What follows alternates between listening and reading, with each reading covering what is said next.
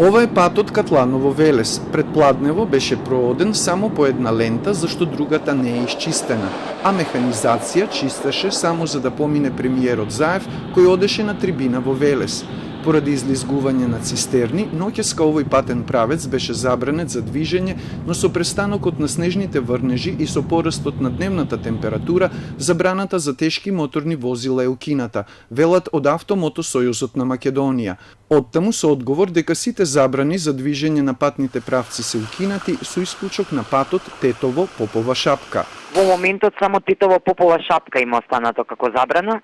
Во последно во 1:15, во 13:15 се укина забраната и за Девар Струга, така да само Попова шапка кај што има забрани за автобуси се уште. Сообраќајот на државните патишта се одвива во зимски услови по влажни коловози, наместа со остатоци од кашест снег.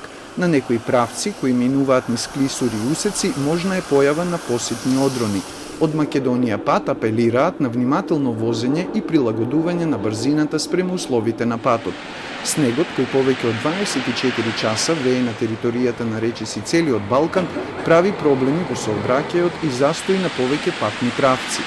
Во Србија, каде висината на снежната покривка е меѓу 15 и 40 сантиметри, на сила е црвен метеоаларм поради очекуваните нови снежни врнежи во јужните, централните и во западните делови на земјата.